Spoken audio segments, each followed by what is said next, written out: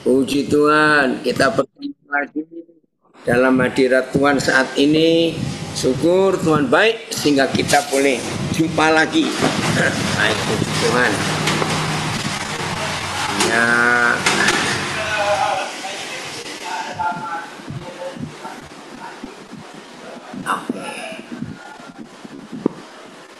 Shalom semua.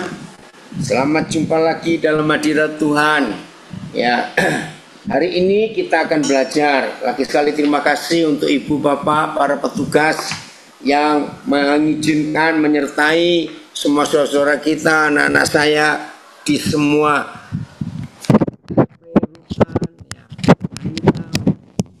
kita bersyukur karena dapat kesempatan yang luar biasa ini. Baik, tema kita hari ini, Phil, sebutkan Phil temanya. Pak Filipus yang pilih. Percayalah kepada Tuhan, jangan bersandar pada pengertianmu sendiri.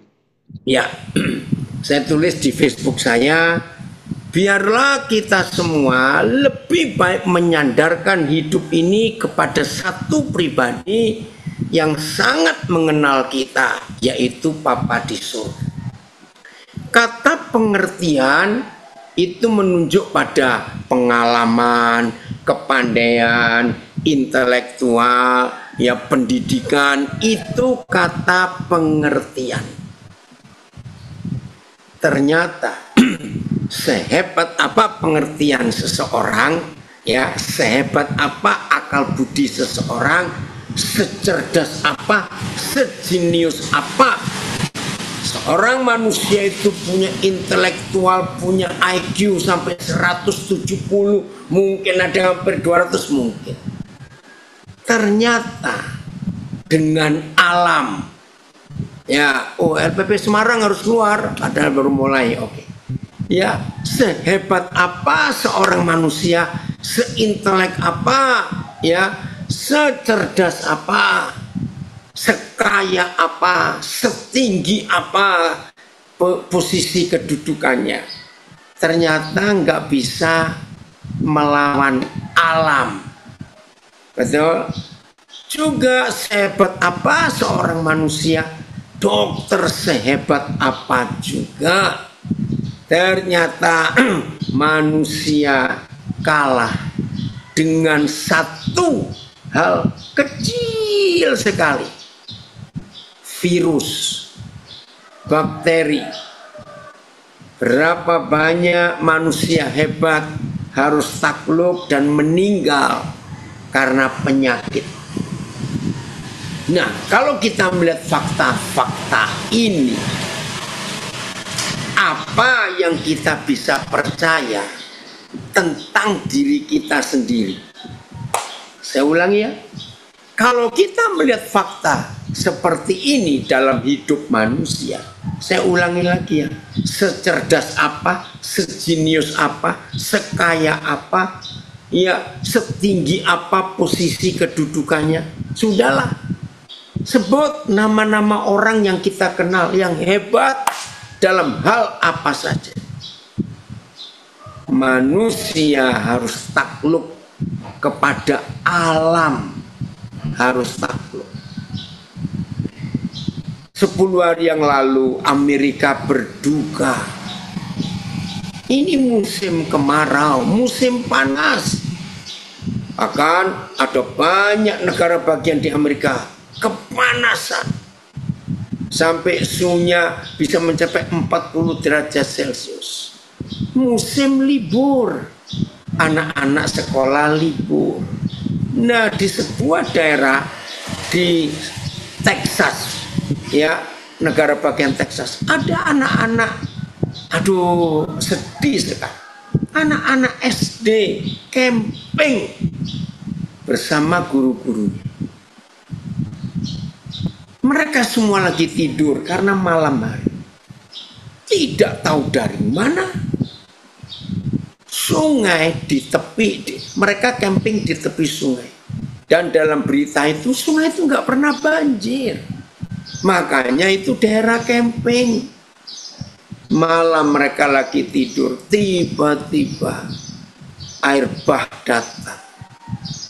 menyapu habis semua wilayah itu, termasuk sekian ratus anak-anak SD yang sedang camping.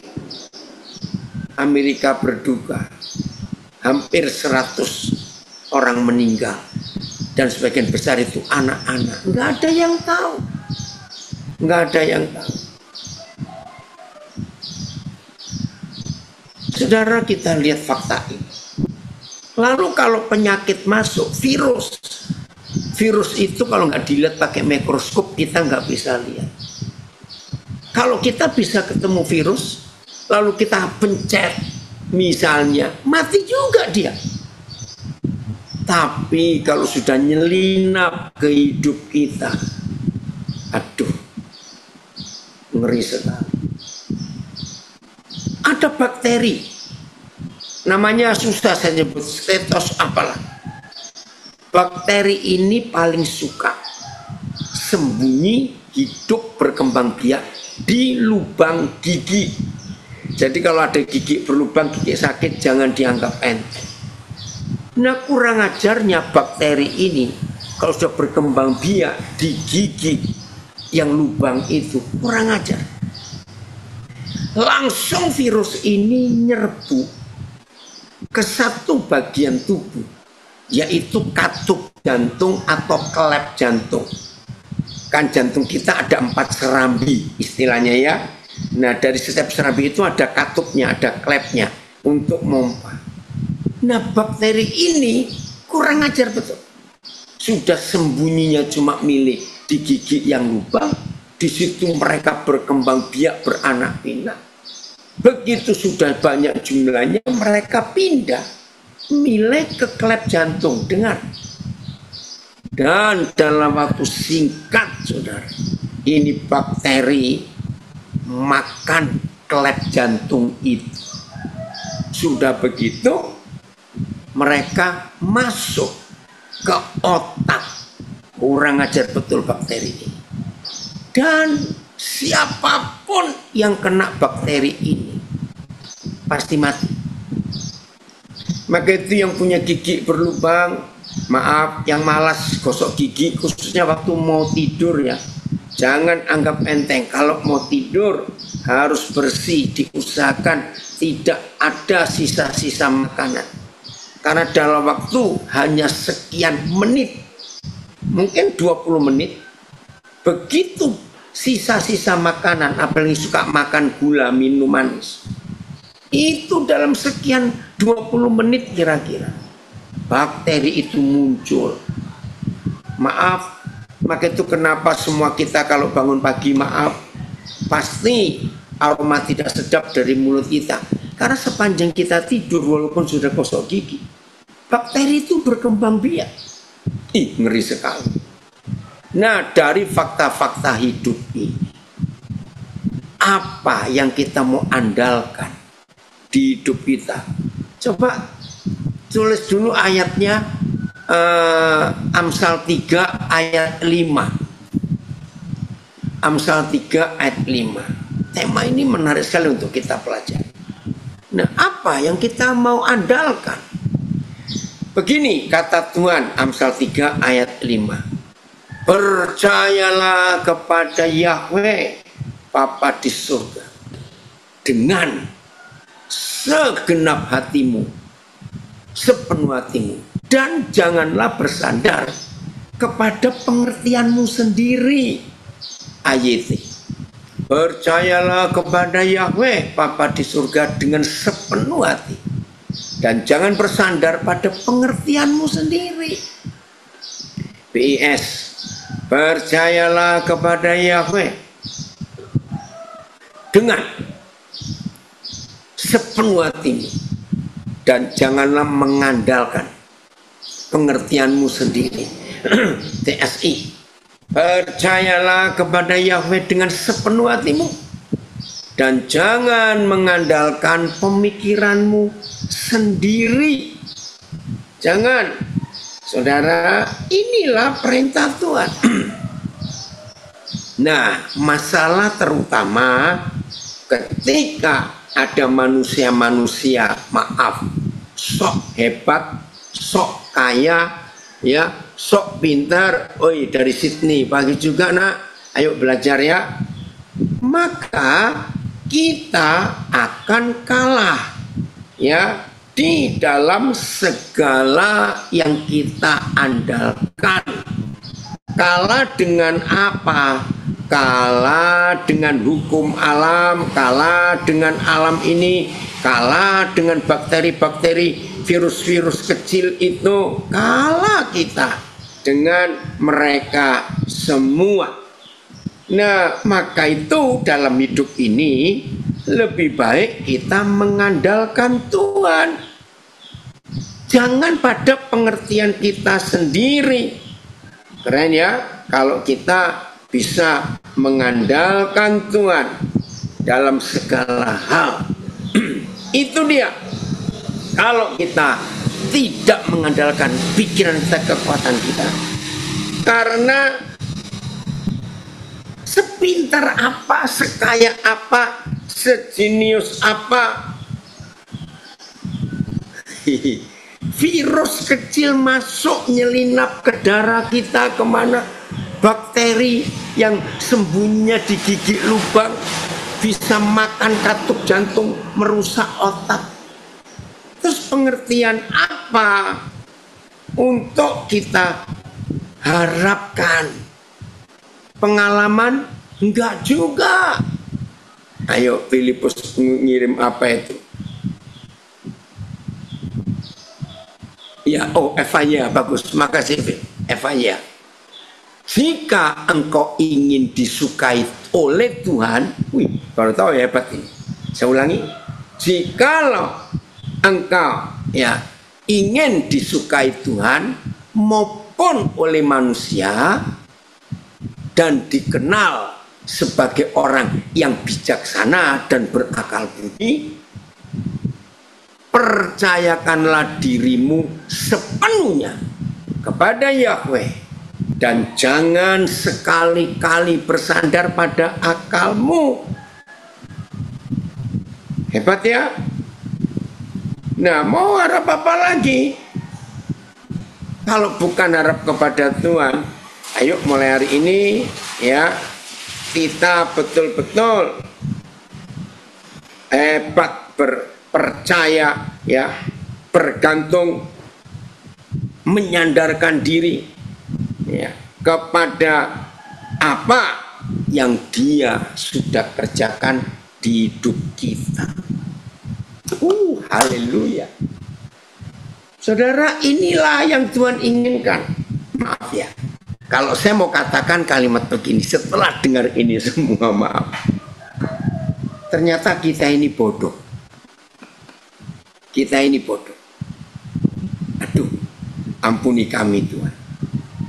Jadi jangan bersandar sudah pada apa yang Tuhan sudah kerjakan untuk hidup kita. Betul, kalau kita selalu mengandalkan Tuhan, itu akan lebih akurat, lebih hebat. Maka itu saudara, tidak bisa disangkal, tidak bisa ditolak. Tidak ada satupun perusahaan di dunia, perusahaan apa saja termasuk perusahaan makanan, perusahaan garment, pakaian, yang berani memberikan kata pasti di iklan-iklan mereka. Tidak berani. Kenapa? Enggak ada yang pasti dalam hidup ini. Nah, kalau kita sudah tahu ini, coba Fir baca lagi Evaya, itu bagus. Firman Allah yang hidup ini ya. Kalau kita sudah tahu kebenaran ini, ayo semua kita beralih. Ya, beralih. Mana Fir Evayanya? Ya, saya baca lagi ya. Supaya Tuhan bekerja sangat hebat. Jika engkau ingin disukai oleh Tuhan maupun oleh manusia dan dikenal sebagai orang yang bijaksana dan berakal budi, percayakanlah dirimu sepenuhnya kepada Yahweh dan jangan sekali-kali bersandar pada akalmu. Keren ya. Ayo mulai hari ini supaya kita tidak kalah dan gagal dalam hidup ini. Karena ada janji Papa ya untuk kita menang, bahagia, mengalami hal yang dahsyat. Wih, ini luar biasa. Ya, sudah jelas ya? Oke, kita lanjut. Mengapa? Ya, bagus, terima kasih untuk doamu. Mengapa? Kita harus bersandar kepada Dia. Kita buka Mazmur 139. Terima kasih Bapak. Ayat 1 dan 2 sampai 3. 3 ayat ini ya. 1, 2, 3. Oke. Mazmur 139.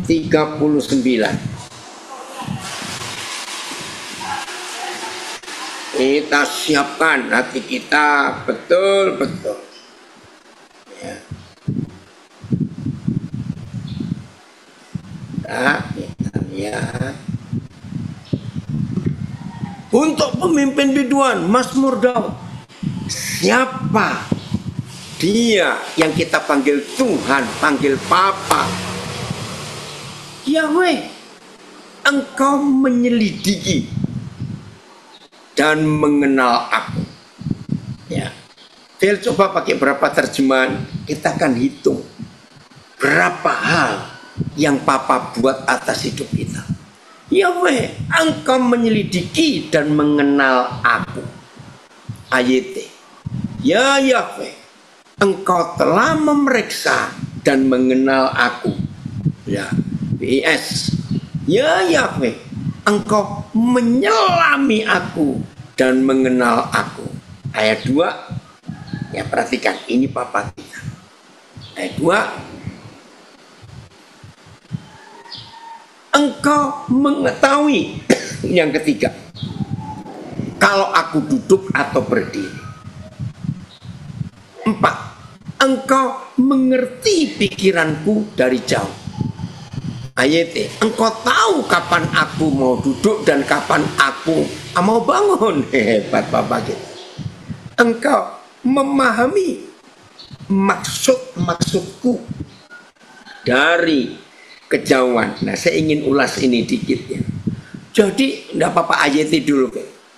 Jadi Papa kita di surga itu tahu maksud kita, rencana kita dari jauh. Nah, maksudnya begini. Yang sudah menikah pasti setuju kalau saya katakan kalimat ini. Suami istri yang sedang duduk jejer, duduk bareng, atau sedang di tempat tidur bersama. Ayo, tolong jawab pertanyaan saya. Bisa salah paham nggak? Tolong jawab. Suami istri yang sedang duduk jejeran bersama atau yang sedang tidur bersama di satu tempat tidur. Bisa salah paham nggak? Duduk jejer. Ayo jawab dulu. Bisa tidak suami istri yang seperti itu? Mana jawabannya? Kok belum? Ayo, bisa nggak? Ayo jawab dulu. Nanti saya lanjutkan. Halo. Ya.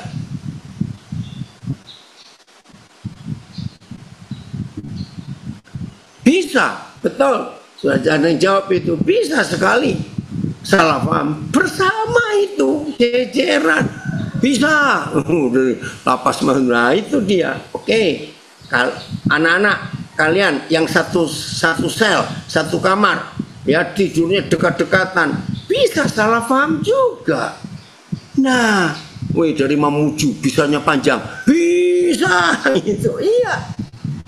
Nah, sekarang bayangkan, yang sebelah-sebelahan aja bisa salah paham, apalagi yang dari jauh.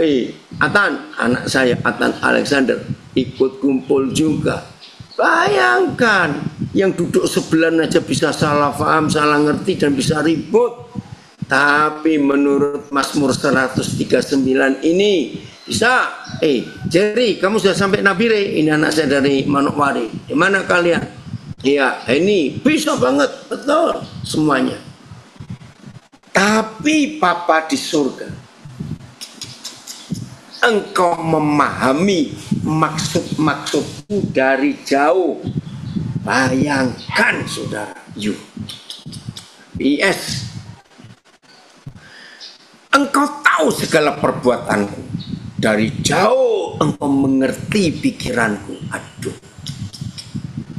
MLT, engkau mengenal ketika aku duduk dan ketika aku berdiri. Engkau memahami pikiranku dari jauh. Ayat 4, ayat 3, maaf. Ayat 3. Inilah Bapa kita. Ya, inilah Bapa kita. Sangat bisa dari ngunut, dari Blitar. Ya, sangat bisa. Oke. Oi, Jimmy Antau, Pak dosen dari Samratulangi. Engkau memeriksa aku kalau aku berjalan dan berbaring. Segala jalanku kau maklumi. Sudah 6 jadi ya, nanti kita ulang. Ayat T. Engkau memperhatikan jalanku dan kerebahanku. Engkau mengenal segala perjalananku. BS. Engkau melihat aku.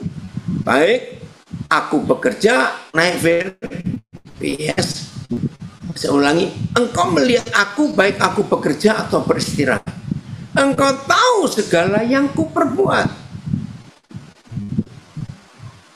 Sebentar. Oke. Instagram, Facebook. Itu sebentar ya. Saya ulangi BS. Engkau melihat aku, baik aku bekerja atau beristirahat. Engkau tahu segala yang kuperbuat. Oke. Nah, Phil sekarang coba kembali ke satu terjemahan aja. Karena Papa mau menghitung 6 hal ini.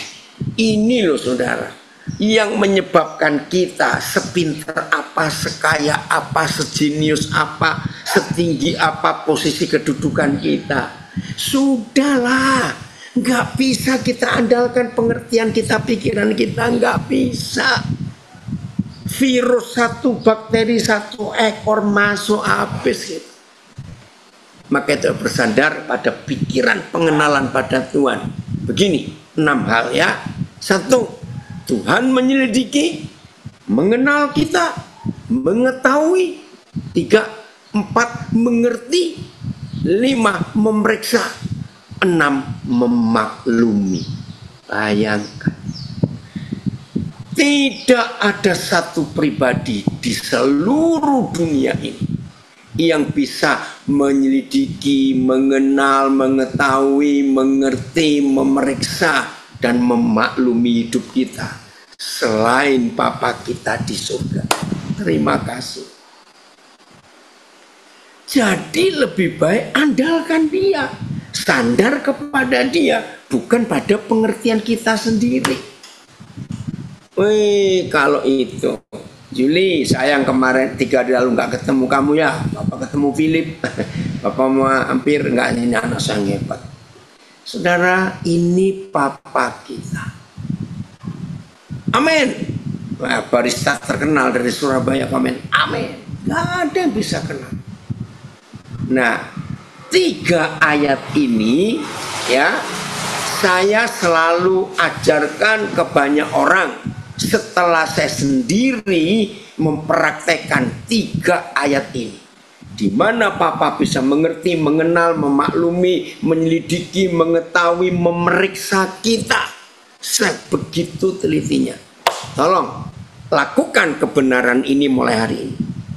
Ketika kita sakit, dengar ya, ketika kita sakit, sebelum ke dokter, sebelum pakai sinar X, ya, apa itu MRI, foto ronsen, bahkan sebelum konsumsi obat, saya bagi pengalaman saya ini. Jauh lebih penting dan jauh lebih hebat datang kepada Bapa di surga yang sangat kenal, yang sangat tahu, yang sangat mengerti siapa kita. Datang kepada Dia dengan berserah diri. Ya, dengan berserah diri. Oh, istri saya gabung walaupun sibuk dia. Biar Dia memeriksa. Sebab ketika Papa memeriksa hidup kita, ketika Papa menyelidiki hidup kita, ketika Papa mengenali kita, itu jauh lebih keren dari MRI, sinar ronsen, sinar X, foto, jauh lebih tahu. Nah, setelah dia periksa kita, selidiki kita, mengenali kita, dia akan bicara kepada kita. Daniel, kamu itu begini begitu, maka itu kamu sakit ini. Dan dengarkan, 90% lebih setelah saya diperiksa habis oleh Papa di surga dan dia nyatakan sesuatu, lalu saya bertobat, 90% lebih sakitnya lenyap, saya sehat kembali. Serius, saudara. Di tas saya kalau saya pergi kemana saja, itu tidak ada obat-obat yang saya bawa. Yang ada di tas saya kemana saya pergi, obat itu cuma satu. Apa itu? Fresh Care. Untuk apa? Saya nggak tahu kenapa. Kulit tubuh saya itu paling sensitif dengan nyamuk. Aduh, saya juga kadang-kadang bingung. Nah, seringkali gatal. Nah, itu yang saya pakai untuk ngolesin gatal itu, karena saya nggak berusaha untuk menggaruknya. Nggak ada obat yang lain. Hebat ya? Ya karena ini. Saya periksakan dulu ke Papa. Nah, ayo mulai hari ini semua kita punya hubungan yang akrab, punya hubungan yang intim dengan Papa di surga. Maka hasilnya akan luar biasa, keren sekali kalau begitu. Bentar ya. Siap ya? Kalau kita melakukan ini, maka hampir tidak ada obat-obat yang dari kimia masuk ke badan saya. Hampir tidak ada. Ternyata betul. Nah, disitulah kita bersandar pada Papa di surga, bukan pada pengertian kita. Hal kedua, kalau saya menghadapi masalah pribadi, ya, kalau saya menghadapi, dari Palu, salam juga nak. Kalau saya menghadapi masalah pribadi, saya nggak pernah sibuk minta tolong doakan siapa. Saya nggak sibuk ngurusin sumber masalah, tidak. Saya lakukan yang sama, saya tenang di hadapan Papa. Maka itu saya suka nyanyi lagu, selidiki aku, lihat hatiku, apakah ku sungguh mengasihimu Yesus. Oh, itu lagu saya paling suka. Karena indah, saudara. Ketika dia menyelidiki kita, memeriksa kita. Kalau saya pakai istilah medis, mendiagnosa. Ya, dokter itu sebelum memberi kita obat dan sebelum memutuskan kita harus diambil tindakan apa, maka dia harus mendiagnosa, meneliti penyebabnya, gara-gara apa, harus bagaimana. Nah, saya lebih suka didiagnosa, diselidiki, diperiksa, di X-ray, di MRI oleh Papa saya di surga. Karena tidak ada pribadi dan tidak ada alat buatan manusia secanggih apa yang bisa meneliti, mendiagnosa kita secara tepat dan akurat kecuali Papa kita di surga. Saya punya iman itu dan saya sandarkan iman saya sampai hari ini kepada dia. Ya karena yang paling kenal saya, nggak ada lain. Saudara, begitu saya jujur, saya ngaku salah, Papa saya salah sehingga kena masalah ini. Oh, dia hadir, dia tunjukkan ini loh Daniel ini. Nah, maaf saya cerita, oi anak saya dari Brisbane gabung, Haleluya Queensland. Dengar ya, masalah yang saya hadapi. Mana itu yang ribut? Oh, Tabanan. Ya, coba dia. Oke ya. Saudara, saya cerita ini, yang kenal saya tahu. Kata masalah-masalah yang terjadi di hidup saya itu 99, sekian persen itu pasti dan selalu masalahnya orang lain. Saya pribadi bukan sombong. Nah, ini harus dikenali. Masalah yang saya hadapi itu, oh ini dia jawabannya. Berarti nanti kamu harus cerita. Masalah yang saya hadapi itu, maaf ya, bukan sombong. Belum tentu sebulan ada sekali, belum tentu. Bahkan belum tentu 3 bulan ada sekali masalah pribadi, belum tentu. Tuhan terima kasih Bapak, Engkau memberikan aku pengertian yang seperti ini. Terima kasih Bapak menjagai saya luar biasa. Jadi masalah-masalah pribadi saya itu kecil sekali. Terima kasih Bapak. Bayangkan, ada prinsip hidup seperti ini. Enak ya? Wah, terima kasih. Nah, dalam konsep ini, ayo kita menyadari tidak ada pribadi lain. Dan kita mau sandar ke siapa? Ke dia. Oke, sebelum lupa, ada saudara kita yang di Zoom. Chris, silakan jawab. Kenapa? Ini jawabannya. Nggak usah kamu tampilkan videomu, nggak apa-apa. Ayo, Chris, cepat. Supaya yang lain juga ikut belajar. Oke, jadi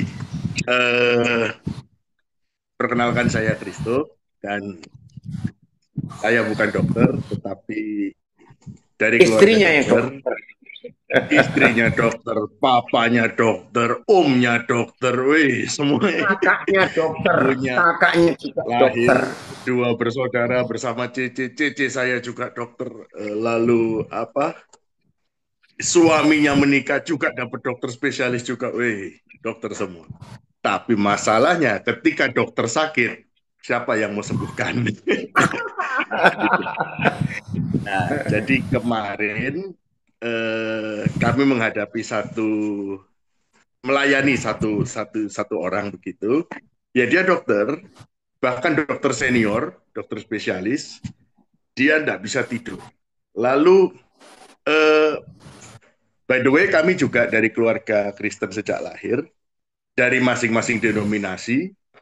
Nah, ada banyak yang mengeluarkan semua jurus-jurusnya. Ada yang bangga dengan koneksinya, ada yang bangga dengan logikanya, ada yang bangga dengan duitnya, tapi nggak bisa menyelesaikan masalah gitu. Nah, lalu di situ saya menemukan bahwa hikmat Roh Kudus itu jauh melebihi dari segala akal. Nah, hikmat itu tiba-tiba muncul gitu. Nah, tiba-tiba Roh Kudus bicara. Hikmat itu hanya bisa didapatkan dengan keadaan kita sedang rendah hati gitu. Ketika kita merendahkan diri, merendahkan hati di hadapan Tuhan. Bukannya Tuhan nggak mau ngomong sih, tapi sama seperti anak-anak yang bicara dengan orang tuanya, kalau anak-anak ini tidak memberikan ruang untuk papanya untuk bicara, sekalipun papanya ngomong, anak ini juga nggak bisa dengar. Gitu. Nah, begitu juga dengan kita, dengan Papa di surga. Nah, bukannya Papa nggak ngomong, tapi ketika kita tidak memberikan ruang, kita sibuk dengan koneksi kita sibuk dengan kita sibuk dengan koneksi kita sibuk dengan keuangan kita, pokoknya apa yang kita punya, gereja dan pengalaman sendiri. Ya, macam-macam itu. Ya, suara Tuhan menjadi sulit kita dengar gitu loh. Nah, jadi ya, ayo kita merendahkan hati di hadapan Bapa di surga. Nah, lalu jawabannya begini. Jadi ada satu, ya ini om saya, ada satu om gitu. Dia dokter spesialis, sudah senior. Nah, hari-hari ini mengalami kesulitan nggak bisa tidur. Nah, ada berapa banyak di sini yang sulit tidur? Semalam-malaman nggak bisa tidur. Lalu tadi pagi kita bahas sama istri saya, gimana ya kalau nggak bisa tidur kayak begini ya. Nah, belajar dari papiku ini, Papi Dan ini, ada satu orang yang pernah berdoa, Tuhan kalau boleh aku nggak mau tidur seumur hidup untuk menyelesaikan pekerjaanmu. Gitu. Karena ada seorang papi ini yang kalau nggak bisa tidur, malah dimanfaatkan untuk baca firman, untuk bahas firman, sehingga tidak bisa tidur itu menjadi satu keuntungan untuk bisa semakin dekat dengan Papa di surga gitu. Nah, kalau bisa seperti ini luar biasa sekali. Jadi penyakit itu, masalah itu malah menjadi keuntungan buat kita. Nah, ini yang harus saya bagikan. Kalau mungkin di sini ada saudara yang nggak bisa tidur juga, manfaatkan itu, justru itu satu keuntungan. Kita bisa renungi firman dengan sebebas-bebasnya, gitu, dengan seluas-luasnya. Bukan berarti baca Alkitab tulisannya kecil-kecil lalu kita jadi ngantuk, bukan begitu. Tapi itu adalah satu keuntungan yang luar biasa. Nah, di saat kita bisa seperti itu, ya hati ini jadi lebih damai, lebih tenang, seperti itu. Jadi terima kasih untuk jawaban Papa hari ini yang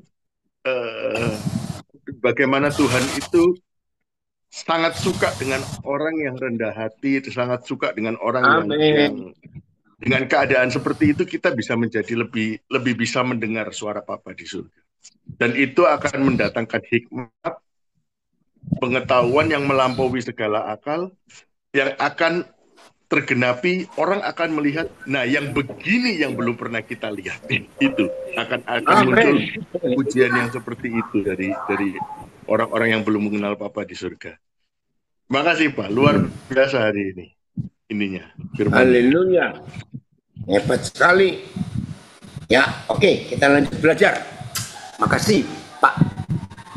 Orang yang dikelilingi dokter. Walaupun bukan dokter, tapi dikelilingi oleh dokter. Oke ya. Nah, saudara-saudara semua yang gabung, ya ini fakta hidup. Ya. Jadi alat sehebat apa, secanggih apa dalam dunia medis tetap kalah dengan pribadi Bapa kita di surga yang tertulis di Mazmur 139 ayat 1 sampai 3 tadi. Wih, hebat sekali. Oke. Ayat 4. Masih Mazmur 139 tadi, ayat 4. Kita lihat. Oke.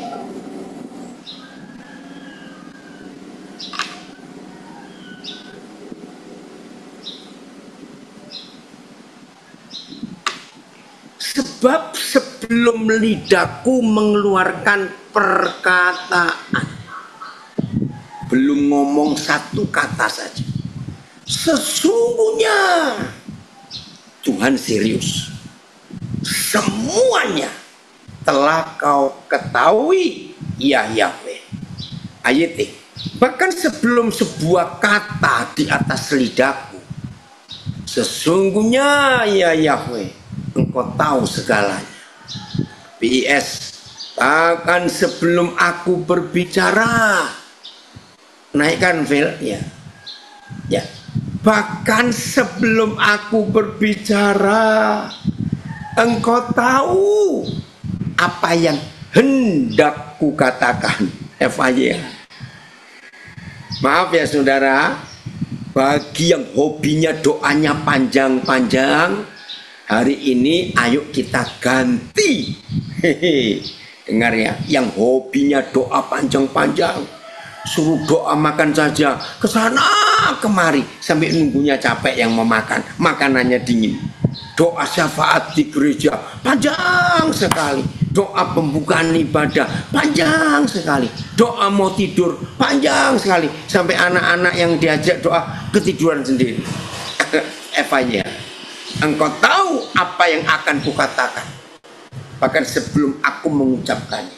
Saudara, begitu hebatnya Papa kita, sampai kita ini belum ngomong, mulut kita belum kita buka. Ingat loh firman ini, Papa itu tahu semua. Bahkan misalnya kita mau doa 1 jam, ya, tolong perhatikan. Tapi kalau saudara nggak percaya juga nggak apa-apa. Ya, yang percaya saja saya belajar. Kalau kita mau doa 1 jam saja, sebelum huruf pertama keluar dari mulut kita, isi doa 1 jam yang masih tersembunyi di hati kita, itu Papa sudah tahu semua. Kita mau ngomong apa, kita mau minta apa, kita mau nyuruh Tuhan buat apa, dia sudah tahu semua. Halo, sadar enggak? Lalu pasti ada yang tanya, lalu kalau gitu, kalau kita doa itu ngapain? Mari ya kita sadar. Saya sangat setuju istilah gereja, ya, istilah gereja yang sampai hari ini diakui oleh seluruh dunia. Doa itu nafas orang Kristen. Dengar, doa itu nafas orang Kristen. Saya percaya. Nah, kalau begitu, doa itu adalah kehidupan kita. Ya, 3 hari lalu ada seorang pemuda di Pematang Siantar. Ya, tiba-tiba dia tanya saya begini, apakah ibadah itu harus hari Minggu saja atau tiap hari? Nah, saya jawab, tiap saat. Bingung dia. Hah? Tiap saat. Karena konsep ibadah di hidup 90 sekian persen lebih orang Kristen itu adalah di sebuah gedung, ada kursi, ada mimbar, ada musik dan sebagainya. Nah, saya bilang kepada dia, ibadah itu nafas. Kelas 2A Jambi bisa serius? Halo, yang 2A Jambi? Hai, Bapak. Ya, yang 2A Jambi, tolong itu. Ayo belajar. Ya, berarti nggak dengar itu. Apa speakernya nggak ada? Tolong petugas diawasi. Yang lapas kelas 2A Jambi bisa dengar saya? Halo, yang dari Jambi. Tolong serius Pak. Jangan tertawa sendiri, jangan bicara sendiri ya. Kelas 2A Jambi. Terima kasih. Oh, masih nggak dengar itu. Nah, ini tolong diperhatikan para pengurus. Percuma ikut hanya untuk dapatkan absen supaya dapat poin. Nah, ini yang nggak benar. Ya maaf ya, saya harus tegur. Oke, kelas 2A Jambi. Ya, kelas 2A Jambi. Ada petugasnya tidak? Ya itu lihat itu. Jambi, kelas 2A. Perhatikan. Terima kasih. Ayo serius. Jadi saya akan tegur saudara-saudara, anak-anak saya. Kalau hanya ingin dapat absen. Oh, masih belum dengar mereka. Masih tertawa. Oke, saya lanjutkan. Jadi untuk apa kita doa panjang-panjang? Kalau sebelum kita doa, Papa sudah tahu.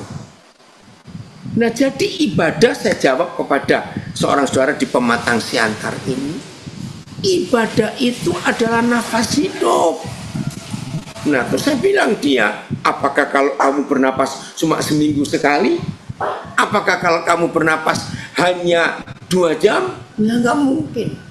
Nah, jadi hidup kita itulah ibadah kita. Setiap hari 24 jam penuh. Ya, 24 jam penuh tidak berhenti, termasuk saya jawab.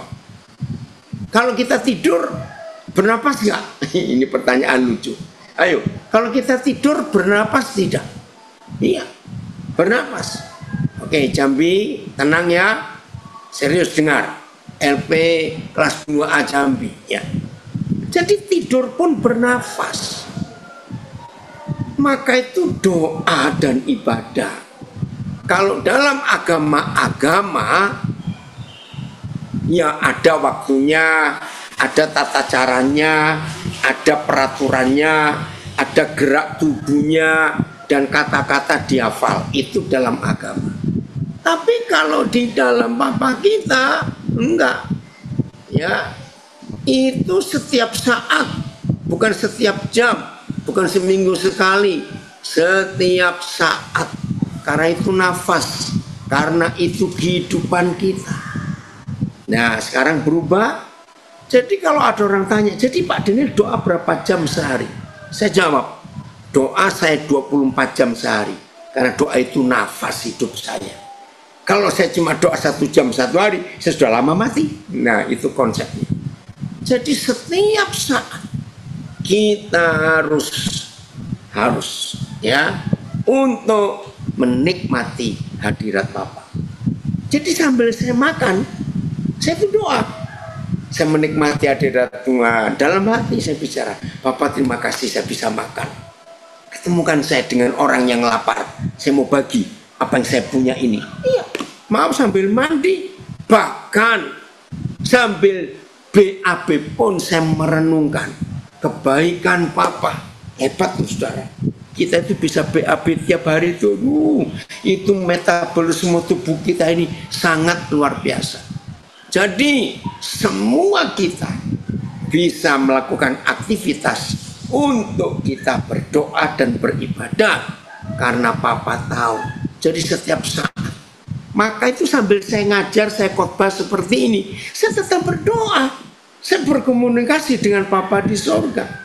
Nah itu dia, karena dia yang paling kenal kita, yang paling tahu. Jadi tidak ada alat secanggih apa di dunia medis, dunia kedokteran yang bisa meneliti kecuali Papa kita di surga. Berapa waktu yang lalu salah seorang anak saya, ya umurnya baru 30 tahun lebih, tiba-tiba kena serangan jantung. Waduh, kaget semua kami. Saudara, ketika diperiksa, dokter mengalami kesulitan karena semua pembuluh darah jantung, semua otot jantung itu normal, baik. Tapi ini serangan. Nah, ini kasus pertama yang saya pernah tahu. Dan dalam dunia kedokteran ini pun cukup langka. Dikatakan begini, kira-kira 4 juta orang baru ada 1 yang punya kasus ini. Apa kasusnya? Ternyata penyumbatan dari pembuluh darah jantung itu di bagian belakang jantung. Nah ini susah dideteksi dari bagian depan. Di bagian belakang, saya belajar juga kalau begitu. Bayangkan 4 juta orang baru ada 1 yang kena serangan. Karena itu di bagian belakang jantung. Ya ampun, rumitnya hidup ini. Nah bayangkan, kalau bukan dia yang buat jantung, mana tahu ada pembuluh darah kecil yang tersembunyi di bagian belakang. Nah ini dia. Nah hari Minggu malam, ya saya diajak satu keluarga yang sudah cukup lama saya kenal, ya untuk makan malam. Nah tiba-tiba dia memberi kesaksian. Saya ini sudah mengalami penyumbatan pembuluh darah besar jantung itu 100%. Wih, saya kaget, lu kok masih hidup? Penyumbatan 100%. Lalu diagnosa dokter, karena sekian ribu, saya nggak tahu berapa jumlahnya, pembuluh darah halus jantung saya itu normal. Jadi yang penyumbatan, yang jantung pembuluh darah besar, sudah coba dipasang ring, 3 jam pasang ring, tidak bisa tembus. Dokter takut sendiri. Kalau dipaksakan pembuluh darahnya bisa pecah karena dipaksa untuk masuk alat itu. Wah, di situ saya belajar hal baru lagi. Jadi walaupun pembuluh darah utama itu tersumbat, tapi kalau sekian ribu pembuluh darah halus itu normal, ternyata hidup pun bisa tertolong. Sambil saya dengar cerita itu, saya pegang dada kiri saya. Saya bilang, Papa terima kasih. Papa jagai jantung ini, terima kasih. Nah itu doa, ucapkan syukur. Dengar cerita ini, berita itu, kita berdoa. Nah makin banyak saya mendengar cerita-cerita tentang kehidupan ini. Amsal 3 ayat 5, saya makin bergantung penuh dan bersandar penuh pada Bapa di surga. Enggak ada yang kita bisa andalkan. Sekaya apa, sepinter apa, sejenius apa, setinggi apa pangkat kita, enggak ada. Hanya Bapa di surga. Oke, sebelum kita selesai, Filipus ceritakan kenapa milih tema ini. Ya, yang belum tahu supaya tahu, saudara kita Pak Filipus ini secara fisiknya unik, lumpuh total, saudara, tapi luar biasa. Oke, Phil, silakan cerita. Kenapa milih tema ini? Mana orangnya? Saya masih tertawa. Masih apa? Saya masih tertawa ini. Kenapa tertawa? Tertawa saya itu begini. Saat kita buang air pun kita harus bersyukur. Iya, bersyukur. Lo serius, saudara? Ini apa ya? Ini keadaan saya di rumah ya. Maaf, saya bercerita. Karena keadaan saya ini lumpuh. Jadi dari apa namanya, dari pinggang ke bawah itu sudah tidak normal begitu ya. Jadi kalau buang air itu ya pakai insting ya. Oh ini saya mau buang air gitu ya. Kalau udah gitu saya harus bergerak cepat, pindah, terus buang air gitu. Nah, saat apa namanya, pada waktu Papa tadi bilang buang air pun kita bersyukur, saya tertawa. Kenapa? Saya itu sering ke rumah sakit dan melihat orang-orang yang tidak bisa buang air. Itu perutnya harus dibelah. Dia harus pakai kantong untuk menampung itu.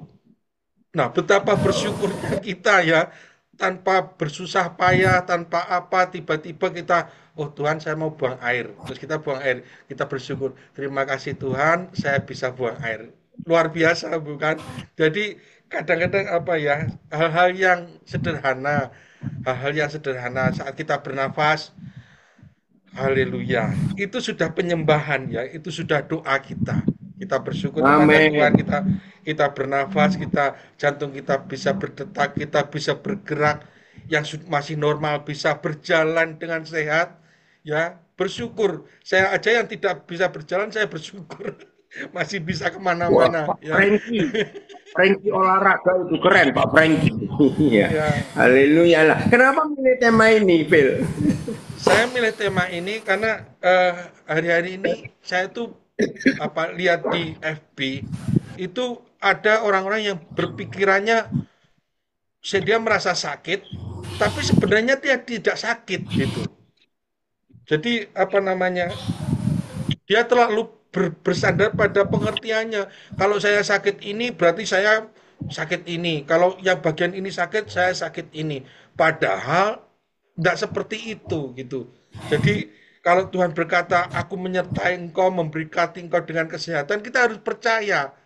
Ya, apalagi pengertian kita itu kadang-kadang, maaf kata ya, meminteri Tuhan gitu. Apa namanya, pengertian kita itu kadang-kadang meminteri Tuhan. Apa namanya, Tuhan belum berfirman, kita udah, wah begini pakai rencana, luar biasa. Kita dinasihat, kita mendapat apa namanya, firman Tuhan, kita mendapat satu petunjuk dari Tuhan, kita melawan dengan pikiran kita. Nah itu yang apa namanya, kenapa saya pilih tema ini. Makanya kalau saudara-saudaraku yang di lapas, di rutan ya, kalau ada kabar berita, terus ada apa namanya, sesuatu yang mengkhawatirkan, jangan percaya dulu, jangan berpikir yang negatif dulu, karena pikiran negatif itu bisa merusak tubuh kita, gitu ya.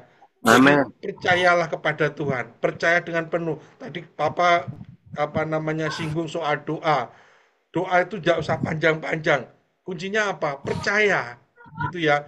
Jadi kita percaya kalau apa namanya, kita punya keinginan, kita punya kerinduan, kita sampaikan kepada Tuhan, udah enggak usah panjang-panjang, kita percaya, amin gitu ya. Itu nanti Tuhan pasti akan turut campur tangan apa yang menjadi kerinduan kita.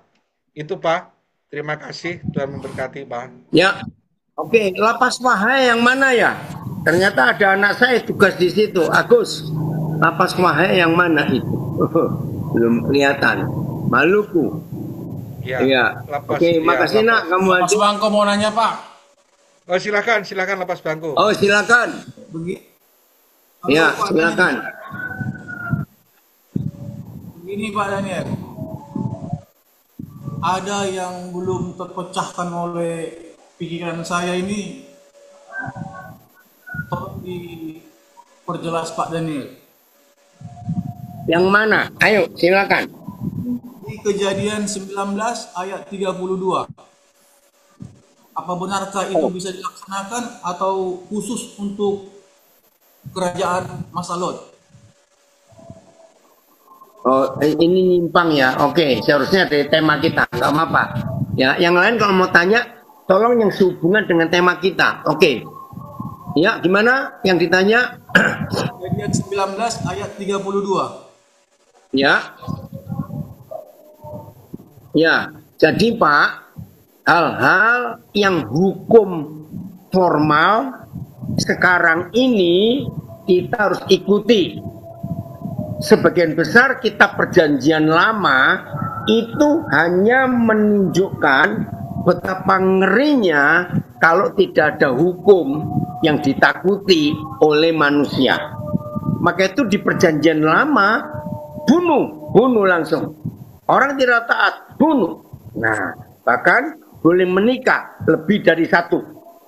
Nah, jadi tolong ya, kita semua yang hidup di zaman ini, zaman perjanjian baru, kita harus tunduk pada hukum Tuhan dan hukum formal. Hukum formal itu hukum negara yang ada. Jadi nggak usah dituruti itu Pak, itu kisah untuk waktu itu. Oke? Jelas? Yang dari Bangko? Ya. Ada tanya lagi?